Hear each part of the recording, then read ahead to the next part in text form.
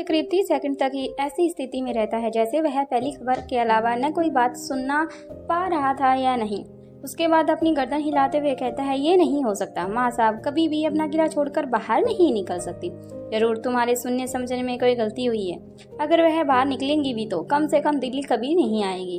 अब गजेंद्र पाल कहता है, भैया जी मुझे कोई गलती नहीं हुई है, एकदम सच कह रहा हूँ।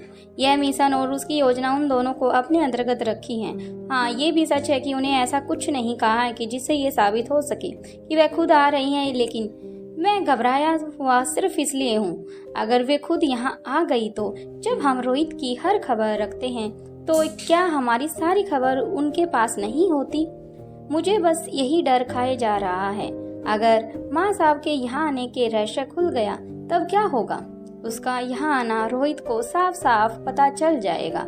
उसके जरिए हम भी फंस चुके हैं। माँ साहब तक पहुँचा या नहीं, लेकिन हमारी गर्दन उड़ना तो बस अब लाजमी है। अगर गजेंद्र पाल अपने कमरे में रखी हुई चेयरी पर आराम से बैठ जाता है और सोचते हुए कुछ सोच में उलझ जाता है, ऐसे ही आगे अपनी चेयर को आगे की तरफ करता है, फिर पीछे की तरफ झुकाता है। अब गजेंद्र पाल बिना किसी सोच में किसी तरह का खलबली डाले ही चुपचाप वहां खड़ा होकर योगराज की तरफ देख रहा था। थोड़ी देर बाद योगराज पाल कहता है, गजेंद्र कुछ तो ऐसा है जिसकी हमें खबर नहीं है। मानो या ना मानो कुछ ऐसी बात है जो हमसे छुपाई जा रही है। क्योंकि शेरनी मांद से बाहर जब ही आती है जब उसे भूख लगती है या फिर उसे शिकार के लिए ही आती है। अपने बच्चों के लिए यह शेरनी खुद शिकार करने नहीं निकलती। उसके लिए बड़ी फौज पाल रखी है उसने। हम पहले ही अपनी जान बचाकर दुब दबाकर वह सुरक्षित बैठे हुए हैं, तब फिर क्या वजह हो सकती है? सब कहते हैं। योगराज की आंखों और शरीर एकदम स्थिर हो जाता है, लेकिन अभी अचानक उसके दिमाग में एक बात रौंद पड़ती है।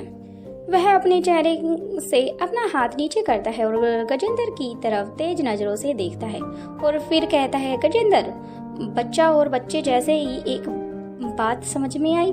पता करो इस वक्त क्या है, तभी यह तय हो पाएगा कि मिशन का नेता कौन है और कौन हो सकता है। ऐसा तो नहीं हो सकता कि मारवा हमारी सोच से कहीं आगे चल रहा हो। अब गजेंद्र पाल कहता है, भैया जी आप जानते हैं कि लच्छों के बारे में पता लगाने के लिए मैं बहुत छोटा प्यादा हूँ, लेकिन फिर भी कोशिश कर रहा हूँ। ऐसा कहकर जैसे ही वह बाहर की तरफ जाने लगता है, योगराज उसे रोकते हुए कहता है, गजेंद्र एक टीम को माँ साहब के लिए और हुक्म का इक्का हमारे पास तो नहीं हो सकता। तुम खुद भी लापता होने का बंदोबस्त करो। अब ना जाने कब इसकी जरूरत पड़ सकती है। यह सुनते ही गजेंद्र के पैर तले जमीन खिसक जाती है, लेकिन नेताजी योगराज उफ कुटिल नीति भैया जी दूरदृष्टि कोण वाले व्यक्ति हैं। उन्हें हर आभास हो जाता है कि आगे क्या हो सकता है, इसलिए वह अपनी गर्दन दाएं से बाएं और बाएं से दाएं हिलाकर हामी भरते हुए वहां से बाहर जाने लगता है। तभी योगराज को कुछ याद आता है। वह गजेंद्र को एक बार फिर से रोकते हुए कहता है, गजेंद्र। यह आवाज सुनकर अपनी जगह पर रुक जाता है और उधर वापस योगराज की तरफ पलटते हुए कहता है, जी भैया जी। अब योगराज कहता है कि तुम किसी और खबर की बात कभी भी कर रहे थे ना। अब गजेंद्र के चेहरे पर एक बार फिर से घबराहट दिखाई देने लगती है। वह कहता है, जी भैया जी। अच्छा है। फिर वो कहता है, बहुत बुरा हुआ। योगराज कहता है, तुम फिर गोल गोल बातें कर रहे हो और मन को स्थिर करो और तुम गोल गोल बातों को खत्म करके सीधा मुद्दे पर आओ। अब गजेंद्र पाल कहता है, जी भैया जी। दरअसल खबर मिली है कि आपका प्रतिदेव का पार्टी हाउस शानल पार्टी हाउस जहां पर है वहां पर कोई बड़ी दुर्घटना से घटित हो गई है। सब कुछ तहस नहस हो गया है। वहां इतना भयंकर ब्लास्ट हुआ है कि शायद कोई बचा ही नहीं होगा। दूर दूर तक भूकंप के झटके जैसे महसूस हुए हैं। ना जाने उसने वहां कौन सा बम छुपा रखा था जो अचानक इस तरह से फट गया है। ऐसा लग रहा है कि वह पूरा का पूरा हाउस जमीन के में धंस गया है। गजेंद्र की बात सुनकर योगराज कहता है, ये बताओ अपने हाथों से अपनी मौत कौन लिखता है? गजेंद्र छोटे बालक की तरह योगराज के चेहरे की तरफ देखने लगता है और कहता है, नहीं मालूम भैया जी। अब योगराज जवाब देता है, जो मूर्ख होते हैं और हमारा प्रतिनिधित्व तो कोई मूर्ख नहीं था। अब गजेंद्र पाल पूछता है, क्या मतलब भैया जी? जरा साफ साफ कहिए। आप क्या कह रहे हो? मुझे कुछ सीधे सीधे बताओ, मुझे कुछ समझ ही नहीं आ रहा। शायद अभी मैं कुछ समझने की हालत में भी नहीं हूँ। अब योगराज कहता है, यही कि जरूरी कोई और मामला है। ऐसा कहकर योगराज एक बार फिर से अपनी ठोड़ी पर हाथ फेरने लग जाता है, जैसे वह कुछ सोच रहा है। इसके बाद इसी तरह सोचते हुए गजेंद्र से कहता है, आज सुबह सुबह कितने अनसुने और रहस्यमयी बातों को तुमने प्रकट किया है। फिर योगराज गजेंद्र पाल की तरफ देखते हुए कहता है, इस पर मीडिया का क्या कहना है? गजेंद्र पाल जवाब देते हुए कहता है, भैया जी, मुझे ये खबर मीडिया से नहीं मिली, अपने कार्यकर्ताओं से ही मिली है। उनके लिए तो हर चीज खुशी अथवा शोक है, इसके आगे वह कुछ सोच नहीं पा रहा। इसलिए किसी कार्यकर्ता का फोन आया था, जिसे उस घटना से संबंधित खुद भी आधी अधूरी बात ही पता चली है, जिस पर विश्वास नहीं किया जा सकता। हाँ, लेकिन जब मैंने इस बारे में पता किया तो ये सच है। वहाँ कोई ऐसा हादसा हुआ है जैसे कि मैंने बताया है। बाकी कुछ ही देर में मीडिया इस पर चर्चा करती हुई नजर आएगी। ऐसा कहकर वह झट से आगे बढ़ता है और योगराज के कमरे में लगा हुआ टीवी ऑन कर देता है। उसके बाद योगराज की तरफ मुड़ते हुए कहता है, भैया जी, आप यह देखिए, मैं जरा काम निपटा कर आता हूँ। भूमिका नए मिशन पर जहां एक दिल्ली पुलिस का बड़ा हिस्सा आज की सबसे बड़ी दुर्घटना के क्षेत्र में मौजूद था, वहीं अभी भूमिका और अर्जुन सिंह इस खबर से बिल्कुल अनजान थे। अपनी मंजिल की तरफ बढ़ रहे थे। ये करीब सुबह 5 बजे आसपास की बात है, जब दिल्ली की स्थानीय गलियां अपने दिन के चहल पहल से मुकाबले अक्सर सुनसान दिखाई देती हैं और स्थानीय सड़कों का हाल भी कुछ ऐसा ही दिखाई दे रहा था। भूमिका ने छठी इंद्री को उसके वर्तमान जगह से थोड़ी दूर पर एक सुनसान जगह पर बुलाया।